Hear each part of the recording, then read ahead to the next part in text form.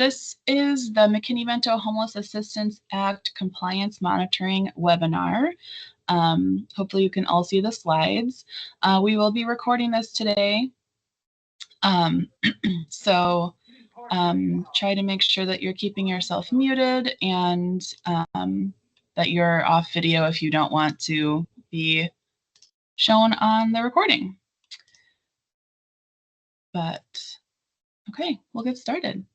I'm Clara Pfeiffer. I am the EHCY grants specialist that, and EHCY is the Education for Homeless Children and Youth program here at DPI. I am the one who typically conducts most of the McKinney-Vento monitoring, which is what we're here to talk about today. And we'll just jump right in. Okay, so I just wanted to start off with saying a little bit about what McKinney-Vento is. So the McKinney-Vento Homeless Assistance Act is the federal act that is ensuring that students experiencing homelessness have rights that other students would have.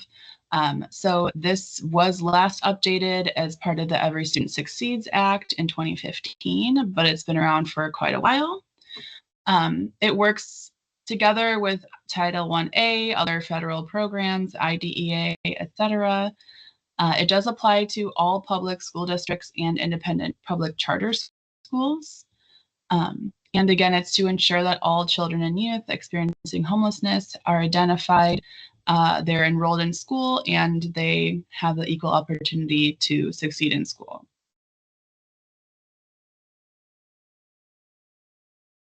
Just a quick note about why we monitor LEAs. You likely already know from other monitoring that you may have been a part of, but this is required by the U.S. Department of Education. It makes sure that LEAs are in compliance with federal requirements. It supports LEAs in implementing the McKinney-Vento Homeless Assistance Act, and again ensures that youth experiencing homelessness have access to public school programs, and they're able to meet the same challenging state student academic achievement standards to which all students are held. I wanted to go a little bit into what the impact of homelessness is in our state. Well, not just in our state, everywhere. But these are only some of the things that students who are experiencing homelessness can be dealing with, and how it might show in your school, in your classroom. So students may have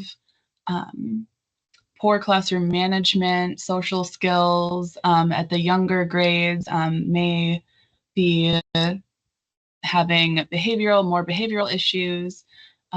They are having higher incidences of chronic illnesses, depression, other mental health issues. There's an achievement gap between homeless students and housed low-income elementary students. So that means that there's even still a gap between the students who are experiencing homelessness and students who are the low-income students in your district versus a student who is not low-income. Youth who experience homelessness are 87% more likely to drop out of school, and they have lower graduation rates and lower attendance rates than housed students who are living in poverty.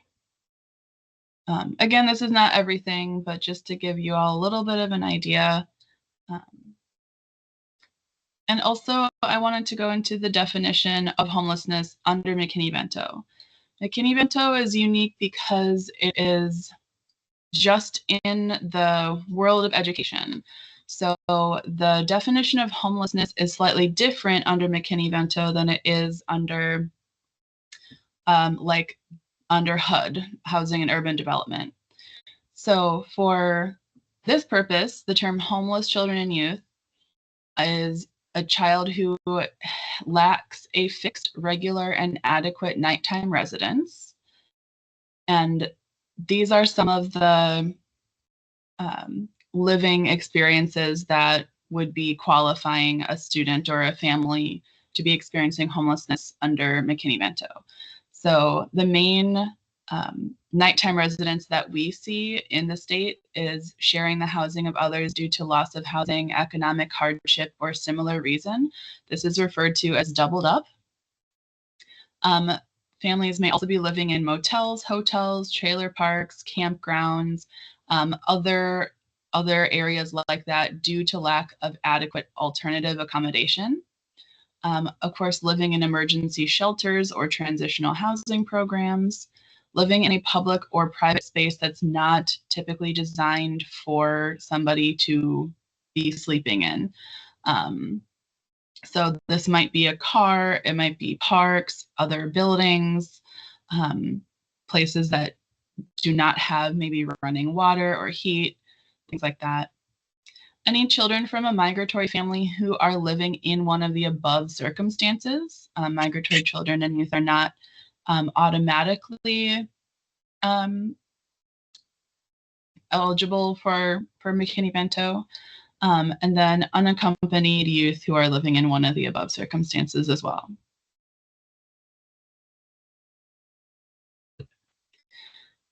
You may be wondering if you are here because you have been chosen for monitoring, why you have been chosen for monitoring. So this is just a little bit of information about the data that we look at when we're choosing the districts to monitor each year. We do monitor typically between 15 and 25 districts under the McKinney-Vento Act each year. It does not mean that you are out of compliance right now, and it also does not mean that you have done something wrong. It doesn't mean that you have been, contacting us. It's just data. So a couple of those pieces of data are the number of students identified as experiencing homelessness as a percentage of your total LEA enrollment for the most recent available data compared to previous years of data. Another piece is, when was the last time you were monitored under McKinney-Vento? It's possible that your district has never been monitored under McKinney-Vento. And another is the percentage of students in the district identified as economically disadvantaged. So this would be a low income number. And then based on that, also for students who are, or for districts who are identified as a low income district, generally, it would be comparing the percentage of students experiencing homelessness. So if your district has a high percentage of low income students and a lower percentage of students experiencing homelessness, then this would be kind of another point factor that we would add in choosing LEAs.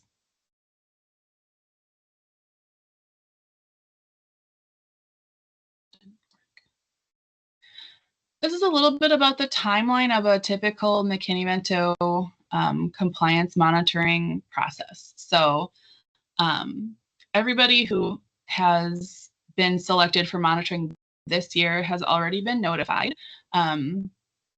So at the beginning of the year, this happened about a week ago. We do notify all districts that during that year, they will be monitored at some point. And then this timeline starts kind of at the beginning of when you get another email from me. So weeks 1 through 4 is that we are notifying you of your scheduled timeline. You are beginning to submit documentation. Districts have 4 weeks to do that. Districts also may ask for extensions on that. All you have to do is contact us.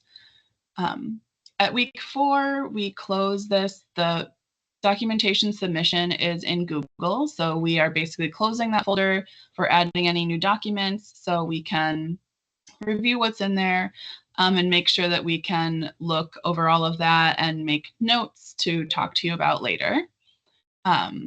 We will then, yes, weeks 4 through 7, we're looking at the documentation, scheduling a phone call with you.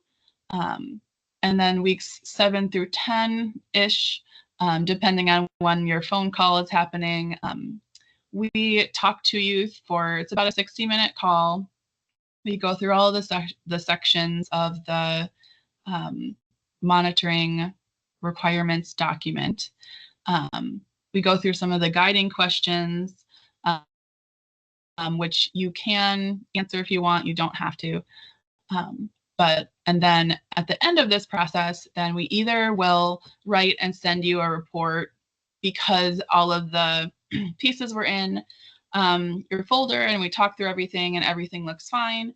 Or if there's anything that's missing or something that maybe when we were talking about, you said, oh, maybe I forgot to include that, I'll send it to you, something like that. Then we can determine timelines to get that submitted and make sure that everything is all wrapped up there before we are able to send you a report. And the report is just kind of a summary of what the district is doing well and maybe some areas where the district could improve on.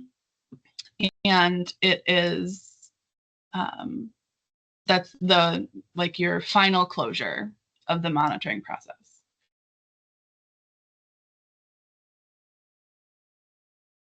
This is a little bit of a change this year. We have 6 sections that are in our process this year. So it is staff awareness, community coordination and awareness, student identification and enrollment, policy and procedure review or revision and dispute resolution, transportation, and LEA internal collaboration. So any district internal collaboration. I'm not going to go into all of these, but I did want to give you an example of how this is set up. So on the top, you can see we're in number 5 right now, the transportation section. And under the blue section, there will be a little bit of information on generally what this section is about. And then under that will be the requirement or requirements. There are other sections that have more than one requirement. And that will give you the actual piece of the law and the wording that we're looking for there. Underneath that will be a section that has acceptable evidence that you can provide in your Google folder. That is not all inclusive. It's just ideas of what you could put in there. We're not expecting you to put all of those things in there. So it is up to you, but we do want to be able to provide you with ideas if you're kind of stuck. And then, of course, I couldn't fit that all on the slide, but below that is where there's some guiding questions. So this is not the only guiding question for this section, but there will be a few guiding questions that, again, you can answer if you want. But it's mostly there for you to, talk to your team, think about what you have been doing as a district so far, thinking about maybe what you might want to start doing as a district. And then there's some section for notes if you want to take notes for yourself. There's a copy of this whole document in each monitoring folder. So that you can use that however you want. You can make a copy of that and use that to kind of do your planning for, what you're going to put in here. Or you can just not answer the questions and not put any notes in, and that's also fine. Like I mentioned, all documents are submitted through that Google folder, so there's no during the initial submission time, that's the only way that you're giving us documents. After the Google folder is closed and we have that phone call, that during that conversation, we will kind of come up with a plan of if there's anything else that you need to give to us. That typically I'll ask for in an email, just so I make sure that doesn't get lost in the Google folder. So that I make sure that we get it and that we can close that piece out. When you're submitting materials, please do not submit any links or a copy of a Google document or like moving a Google document into that folder if possible. It does make it hard sometimes because when we're reviewing the documentation, I might be prevented from accessing that. And then later on, I do download all of the documentation kind of into our, out of Google. So links there are not helpful because the links can change. So we do need to make sure that we're keeping all of that documentation for a specific period of time. Documents are required for each section, but as I mentioned, that's not a specific number of documents that are required. It's really what you think gets the point across. If you think that putting 1 or 2 documents in for one specific folder or section is sufficient, then you can do that. If you feel that you want to put in a lot more than that, feel free to do that. You don't need to give us every single thing that you might be doing or want to do, but just make sure that we're able to get a good picture of what's being done in the district right now. And then, like I said, if there are things that are missing, we can go through that and you can send anything else after we talk about it. I mentioned already a few times that you can complete those guiding questions. It's not required, but we do hear from a lot of districts that it's helpful to go through those and just to kind of informally answer them if you're not actually writing anything down, just to get you thinking about things. And then lastly, please do not include any personally identifiable information. So no names, addresses, student ID numbers, etc. If you do want to submit something like a spreadsheet with data on it or something like that, please remove that information before you upload it. And then we can still see, the process that you have without sharing data. And then also if you can include emails. We do have some districts include email conversations occasionally, but again, please don't include anything that would have a student name or address or something like that in there as well.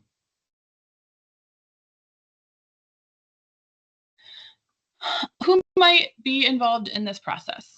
So the information that we send out on the monitoring process goes to the homeless liaison identified in the district and to the district administrator. In some cases, that is the same person, but typically it goes to those 2 people.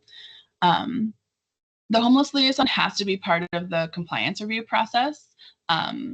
If the homeless liaison is not part of the compliance review process, it's probably assigned to me that the district may not have thought through the role of the homeless liaison.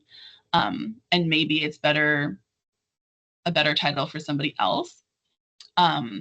If your homeless liaison is out, out of the office for an extended amount of time, let us know. We can talk about that because it is really helpful to actually have the homeless liaison involved. But we do know that things come up and things happen.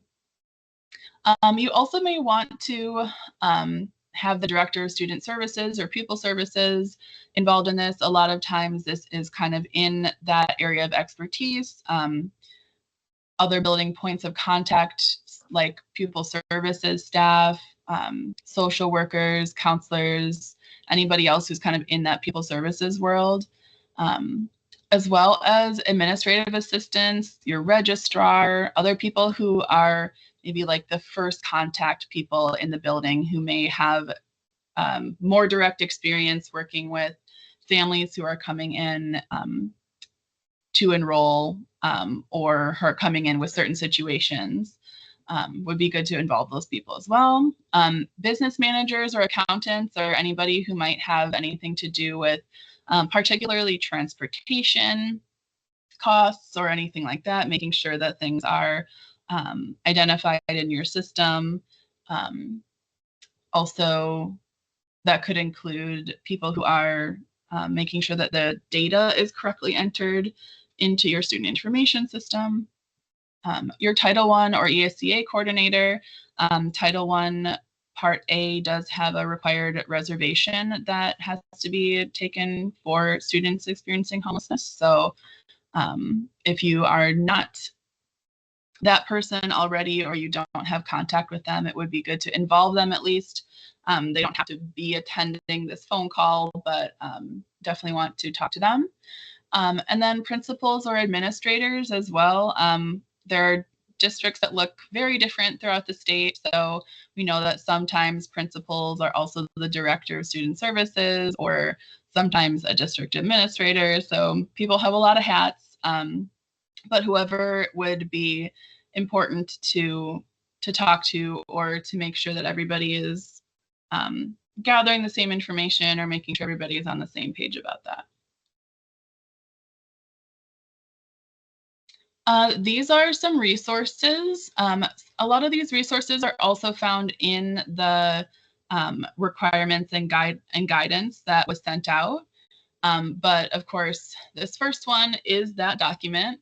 And then we do have a lot of different tools on our web pages that you can use. We have trainings. We have a lot of recordings of different conferences and trainings that we have done in the past few years.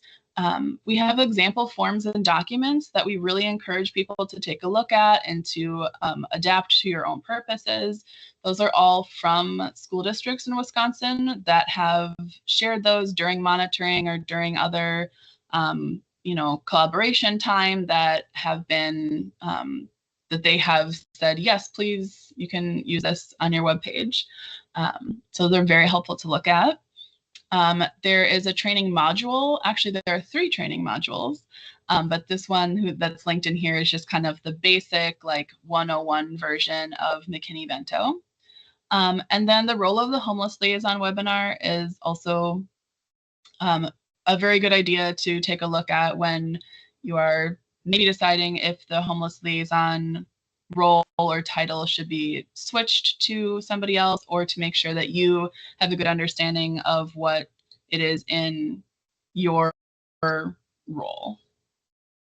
And then we have a couple national level resources. There's a homeless liaison toolkit from the National Center for Homeless Education that's really useful. And our other national partner, Schoolhouse Connection, has a lot of resources for homeless liaisons, and specifically for new homeless liaisons as well, if that is you. This is a very supportive process. I know sometimes monitoring can seem like a scary thing. We really try to make it not that. We don't let you fail. Like I said, we will make sure that we work with you until you have all the pieces in place, and some kind of plan to make sure that you're meeting all these requirements. We won't just issue you a letter saying that you didn't complete these requirements. So what's next if you are identified for monitoring this year is that you are going to receive, or have received, a notification email from me with your timeline, the Google folder, and a link to schedule that call. If you haven't received that from me yet, you can look in your original letter, and it might state the month that you should expect to kind of get that notification with the timeline.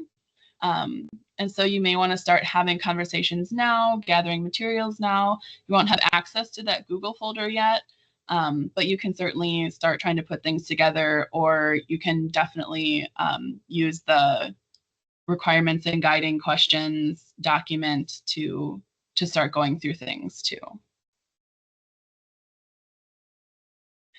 We are happy to help you. I mentioned earlier, if you do need any kind of assistance, or you need an extension, or if there's something else going on in the district, please let us know. We are flexible. We just make sure that we give timelines so that we're able to make sure that we can get all of our monitoring done each year. But There are a lot of extenuating circumstances, so please reach out if you're having any questions or trouble or anything that you might need. With that, that's all that I have, but I see that there are some questions that have come in, so I'm going to stop sharing my screen and we'll look at some questions.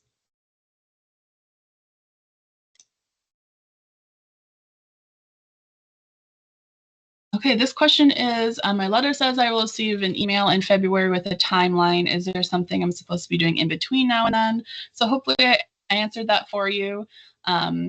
You can and maybe want to start looking at that large guidance sheet or guidance packet to look at the sections and see if you can start gathering things or see if there's anything that you want to try to make or put in place before that time. But you aren't required to do that. Yes, the slides have been shared. Thank you, Christine, for putting that on our page.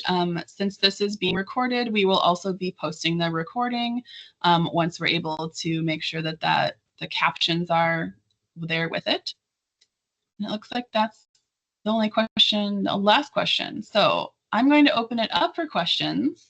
If anybody has one, feel free to unmute or turn your camera on or raise your hand virtually on Teams.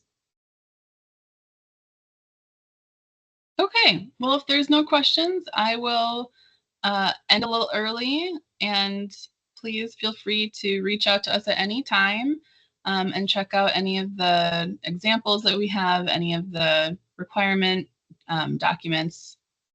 And thanks a lot for coming.